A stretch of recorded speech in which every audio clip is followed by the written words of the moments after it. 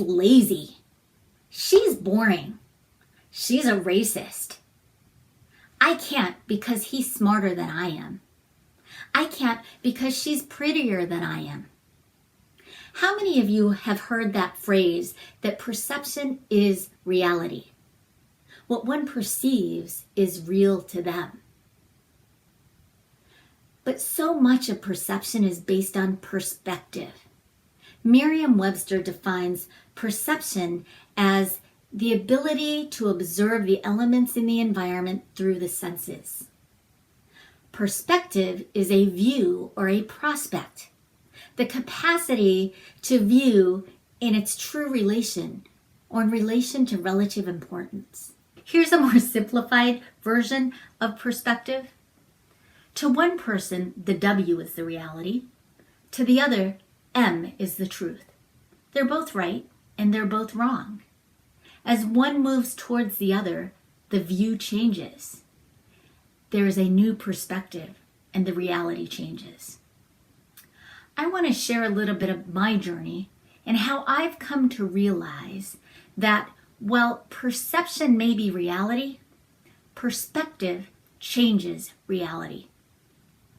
Perspective changes reality. Perspective is the game changer.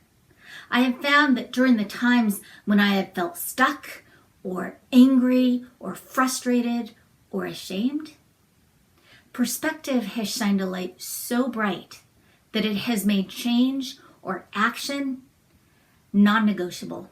It has made it a given.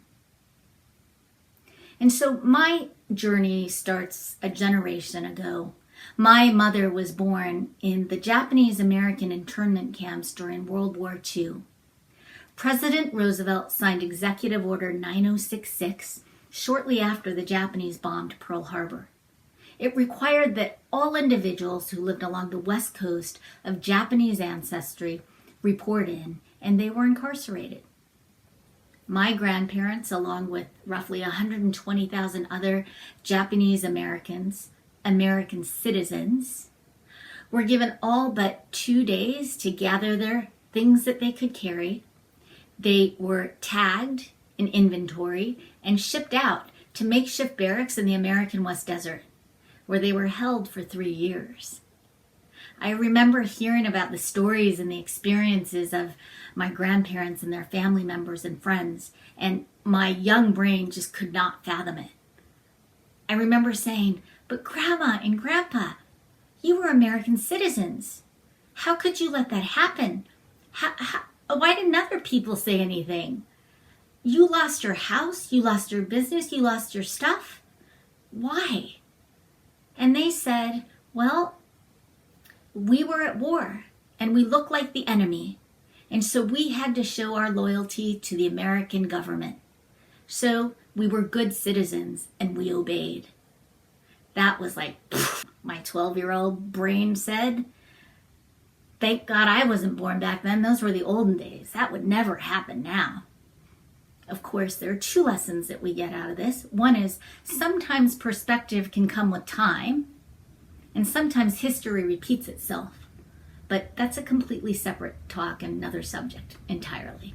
But yes, my grandparents did lose everything. They lost their house, they lost their business, they lost their personal effects, and they had to rebuild from nothing after the war, and they did.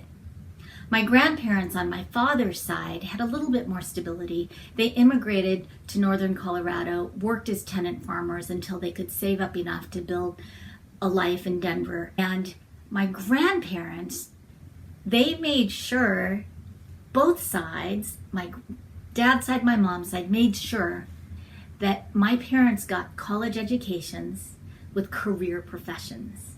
And because of that, I won the lottery of a lifetime. I was born into the cushiest of all circumstances.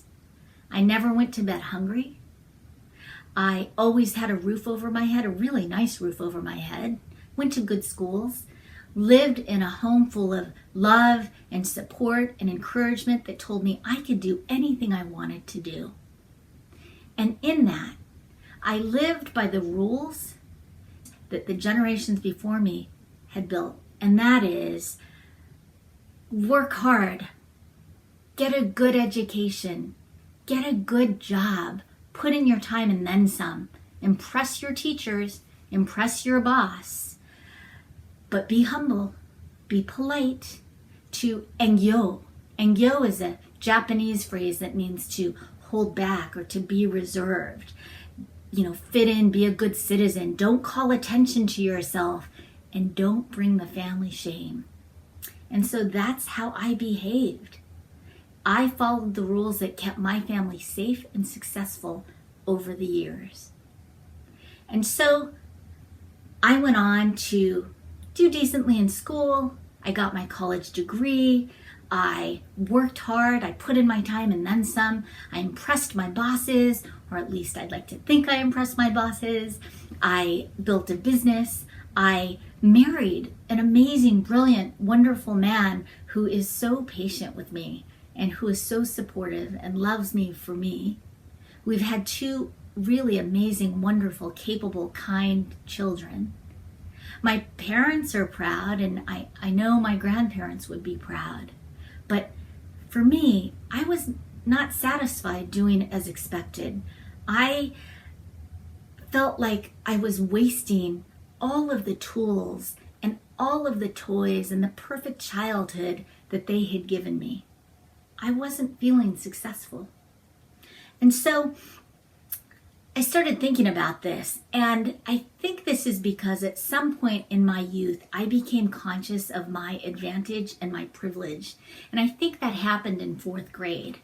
We lived in the suburbs of Los Angeles at the time. This was the 1970s, and they were busing children in from the inner cities to our suburban school. Even though I was one of maybe 1 or 2 Asians in my class, I never felt like the other. It was the brown kids who were being bussed in who were the others. They seemed to be kind of disengaged. They didn't interact with us much. They seemed a little lazy, maybe even a little bit boring. And because I was good at math, it's amazing to think at one point I was good at math, but because I was good at math, I was asked to tutor Mario. And what I soon learned was that Mario had to get up before the sun came up in order to get on a bus that took over an hour for him to get to my school. He often didn't have time for breakfast, and he rarely brought lunch. And so on those days, I shared my lunch with him.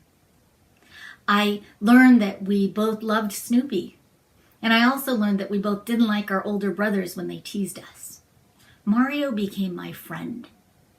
And in that process, my perspective about him and the other kids who were bussed in changed. They were not lazy. They were not disengaged. They were tired. They were probably hungry too. In the end, I ultimately got in trouble because my math grade suffered. I wasn't keeping up with my math modules, and I wasn't tutoring Mario as well as I should have. We were spending too much time talking. And I felt deeply ashamed. I let people down. My grade went down, and I learned a big lesson from that.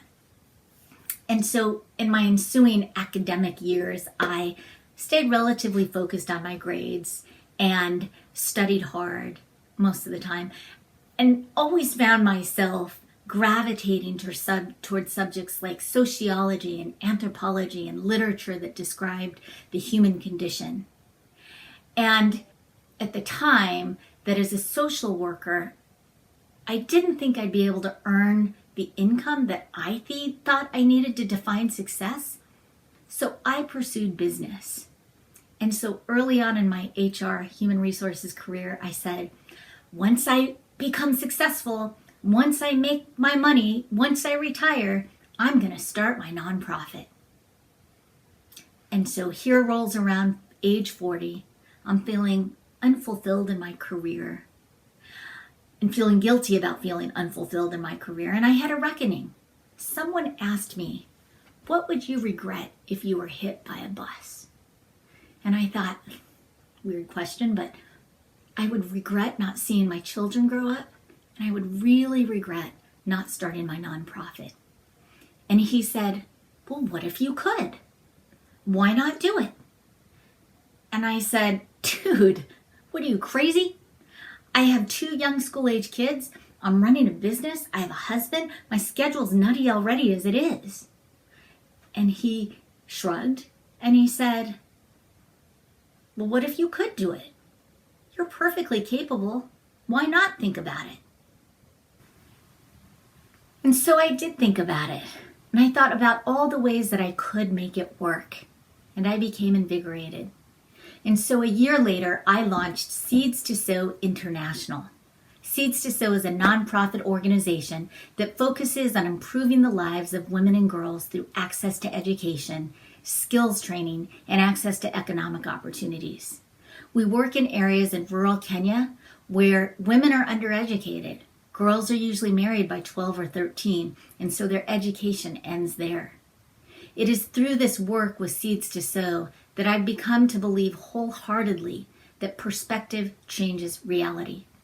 So take, for example, our sewing program. Sewing is typically seen as a man's profession in these areas. And when we first launched the program, it was like pulling teeth to get women to participate. They did not believe that they could learn this new skill. After watching a few of their friends learn to sew and have some success, more women began to believe that they could do this. Their perspective changed, and now their reality has changed. These same seamstresses now own land. They've been able to purchase cattle. They're sending their children to school through the income that they've generated through our programs. Their reality has changed. Their husband's reality has changed, and their children's reality have changed as well. Take Agnes and Taya Kimpuk. We met her when she was 14 years old. She'd been disowned by her father because she refused to undergo female genital mutilation in preparation for marriage. She wanted to stay in school. At the time, that decision made her an outcast for refusing that traditional rite of passage. It was only with the help of a very supportive middle school teacher, as well as the support of a woman from her community who before her was able to leave and attend school, that she realized that perhaps she could succeed. And through our programs, she is now a junior at Kenyatta University studying to be a teacher. More importantly, though, the other girls in our program and those who follow behind her celebrate her success.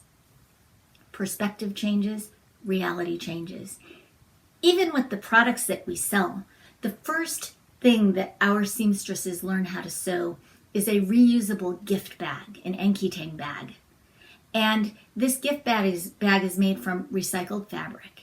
And when we were first starting to market the bags, we had many consumers here say, oh, well, good luck. I hope you're able to sell enough.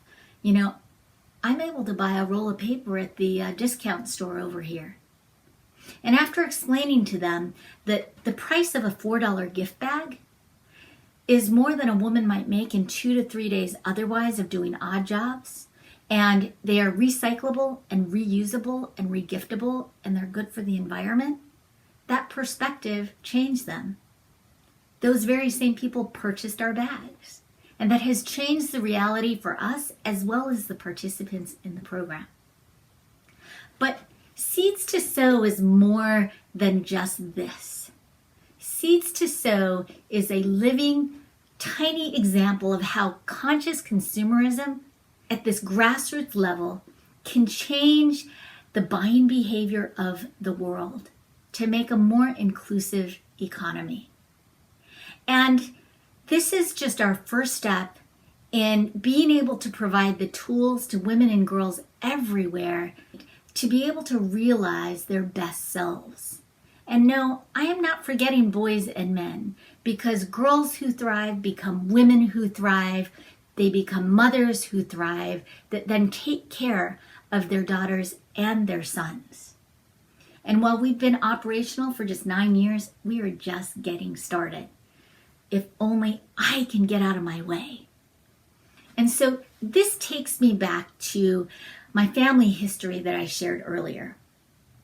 And while Seeds to Sow has seen success, there are things that I need to do differently to realize the vision of what Seeds to Sow can be.